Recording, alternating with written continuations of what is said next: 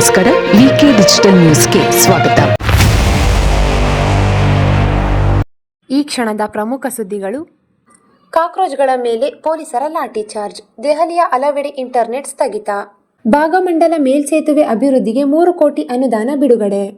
ಹೊಸಪೇಟೆ ಹಂಪಿಯಲ್ಲಿ plastic crushing ಯಂತ್ರಗಳ ಅಳವಡಿಕೆ. 1 ಬಾಟಲ್ಗೆ ₹1 ನೀಡುವ ಯಂತ್ರ. ಮುತ್ತಿಗೆಗೆ ಯತ್ನಿಸಿದ ಕಾಕ್ರೋಚ್ ಜನತಾ ಪಾರ್ಟಿ ಸದಸ್ಯರ ಮೇಲೆ ಪೊಲೀಸರು ಲಾಠಿ ಚಾರ್ಜ್ ಮಾಡಿದ್ದಾರೆ.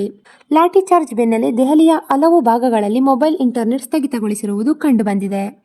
ಮುಂಗಾರು ಅಧಿವೇಶನ ಆರಂಭದ ಮೊದಲ ದಿನವಾದ ಇಂದು ನವದೆಹಲಿಯ ಜಂತರ್ ಮಂತರ್ನಿಂದ ಸಂಸತ್ ಭವನದತ್ತ ಚಲೋ ಸಂಸತ್ ಮೆರವಣಿಗೆಗೆ ಸಿಜೆಪಿ ಕರೆ ನೀಡಿದ್ದರು. ಈ ಹಿನ್ನೆಲೆಯಲ್ಲಿ 1000ಕ್ಕೂ ಅಧಿಕ ಸಂಖ್ಯೆಯ ಸಿಜೆಪಿ ಕಾರ್ಯಕರ್ತರು ಹಾಗೂ ವಿದ್ಯಾರ್ಥಿಗಳು ಜಂತರ್ ಮಂತರ್ನಲ್ಲಿ ಜಮಾಯಿ ಸಂಸತ್ತಿನತ್ತ ತೆರಳಲು ಮುಂದಾದರು. ಈ ವೇಳೆ ಪೊಲೀಸರು ಪ್ರತಿಭಟನಾಕಾರರನ್ನು ತಡೆದರು. ಬ್ಯಾರಿಕೇಡ್ಗಳನ್ನು ದಾಟಿ ಮುನ್ನುಗ್ಗುತ್ತಿದ್ದಂತೆ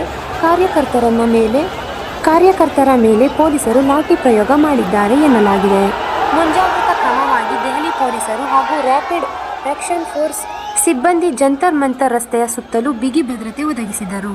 ಪ್ರತಿಭಟನಾಕಾರರು ಪೊಲೀಸ್ ಕಾವಲನ್ನು ಮೀರಿ ಮುನ್ನುಗ್ಗಿದಾಗ ಪರಿಸ್ಥಿತಿ ಹದ್ದುಬಸ್ತಿಗೆ ತರಲು ಪೊಲೀಸರು ಹಗುರ ಲಾಠಿ ಚಾರ್ಜ್ ನಡೆಸಿ ಹಲವು ಕಾರ್ಯಕರ್ತರನ್ನು ವಶಕ್ಕೆ ಪಡೆದಿದ್ದಾರೆ. ಸಂಸತ್ತಿನ ಅಧಿವೇಶನ ಆರಂಭವಾಗುತ್ತಿರುವುದರಿಂದ ದೆಹಲಿ ನಗರದಲ್ಲಿ ಭಾರತೀಯ ನಾಗರಿಕ ಸುರಕ್ಷಿತ ಸಂಹಿತೆಯ BNSS ಸೆಕ್ಷನ್ 163 ರ ಅಡಿಯಲ್ಲಿ ನಿಷೇಧಾಜ್ಞೆ ಜಾರಿಗೊಳಿಸಲಾಗಿತ್ತು. ಈ ಮೆರವಣಿಗೆಗೆ ಯಾವುದೇ ಅಧಿಕೃತ ಅನುಮತಿ ನೀಡಿರಲಿಲ್ಲ ಮತ್ತು ಕಾನೂನು ಉಲ್ಲಂಘಿಸಿದರೆ ಕಠಿಣ ಕ್ರಮ ಕೈಗೊಳ್ಳಲಾಗಿ ಪೊಲೀಸರು ಮುಂಚಿತವಾಗಿ ಎಚ್ಚರಿಸಿದ್ದರು ಎಂದು ಹೇಳಲಾಗಿದೆ. ದಕ್ಷಿಣ ಭಾರತದ ಜೀವನದಿ ಎಂದೇ ಕರೆಯಲ್ಪಡುವ ಮಡಿಕೇರಿಯ ಕಾವೇರಿ ನದಿಯ ತಟದಲ್ಲಿರುವ ಭಾಗಮಂಡಲದ ಮೇಲ್ಸೇತುವೆ ಹಾಗೂ ಸುತ್ತಮುತ್ತಲಿನ ಅಭಿವೃದ್ಧಿಗೆ ಕಾವೇರಿ ನೀರಾವರಿ ನಿಗಮದಿಂದ ₹3 ಕೋಟಿ ಅನುದಾನ ಬಿಡುಗಡೆಯಾಗಿದೆ. ಭಾಗಮಂಡಲ ಮೇಲ್ಸೇತುವೆ ಹಾಗೂ ಸುತ್ತಮುತ್ತಲಿನ ಪ್ರದೇಶದ ಅಭಿವೃದ್ಧಿಗೆ ₹3 ಕೋಟಿ ಅನುದಾನ ಬಿಡುಗಡೆಗೊಂಡಿದ್ದು, ಕಾಮಗಾರಿ ಶೀಘ್ರದಲ್ಲೇ ಆರಂಭಗೊಳ್ಳಲಿದೆ ಎಂದು ಹೇಳಲಾಗುತ್ತಿದೆ. ಶಾಸಕ ಎಸ್ ಪೊನ್ನಣ್ಣ ಅವರ ಮನವಿಯ ಮೇರೆಗೆ ಈ ಅನುದಾನ ಮಂಜೂರಾಗಿದ್ದು, ಟೆಂಡರ್ ಪ್ರಕ್ರಿಯೆ ಪೂರ್ಣಗೊಂಡಿದೆ. ಈಗಾಗಲೇ ಕಾಮಗಾರಿಗೆ ಕಾರ್ಯಾದೇಶವೂ ನೀಡಲಾಗಿದೆ ಎಂದು ಕಾವೇರಿ ನೀರಾವರಿ ನಿಗಮ ಮಾಹಿತಿ ನೀಡಿದೆ. ಈ ಯೋಜನೆಯಡಿ ಮೇಲ್ಸೇತುವೆ ಆವರಣದ ಅಭಿವೃದ್ಧಿ, ನೀರು ಹರಿಯುವ ಪೈಪ್ಗಳ ದುರಸ್ತಿ, ಸೇತುವೆಯ ಕೆಳಭಾಗದಲ್ಲಿ ಕಾಂಕ್ರೀಟ್ ಕಾಮಗಾರಿ, ಕನ್ನಿಕೆ ನದಿಗೆ ಪಾದಚಾರಿ ಸೇತುವೆ ಹಾಗೂ ಕಾವೇರಿ ನದಿಗೆ ಪಾದಚಾರಿ ಸೇತುವೆ ನಿರ್ಮಾಣ ಸೇರಿದಂತೆ ಹಲವು ಅಭಿವೃದ್ಧಿ ಕಾಮಗಾರಿಗಳು ನಡೆಯಲಿವೆ. ವಿಶ್ವಖ್ಯಾತಿ ಹೊಸಪೇಟೆಯ ಹಂಪಿಯಲ್ಲಿ ಇನ್ನು ಮುಂದೆ ಎಲ್ಲೆಂದರಲ್ಲಿ ಪ್ಲಾಸ್ಟಿಕ್ ನೀರಿನ ಬಾಟಲ್ಗಳು ಎಸೆಯುವಂತಿಲ್ಲ. ಹಂಪಿಯ ಪ್ರಮುಖ ಪಾರ್ಕಿಂಗ್ ಪ್ರದೇಶಗಳಲ್ಲಿ ಪುಡಿಗಟ್ಟುವ ಪ್ಲಾಸ್ಟಿಕ್ ಕ್ರಷಿಂಗ್ ಮಿಷನ್ಗಳನ್ನು ಅಳವಡಿಸಲಾಗಿದ್ದು, ಪ್ರವಾಸಿಗರು ಹಾಗೂ ಸ್ಥಳೀಯರು ನಿರುಪಯುಕ್ತ ಪ್ಲಾಸ್ಟಿಕ್ ಬಾಟಲ್ಗಳನ್ನು ಈ ಯಂತ್ರದಲ್ಲಿ ಹಾಕಿದರೆ ಸಾಕು, ತಕ್ಷಣವೇ ನೀವು ₹1 ಪಡೆಯಬಹುದು. ಪ್ಲಾಸ್ಟಿಕ್ ಕ್ರಷಿಂಗ್ ಯಂತ್ರದೊಳಗೆ 1 ಪ್ಲಾಸ್ಟಿಕ್ ಬಾಟಲ್ ಹಾಕಿದರೆ ಸಾಕು, ನಿಮಗೆ ₹1 ನಾಣ್ಯ ನೀಡುತ್ತದೆ.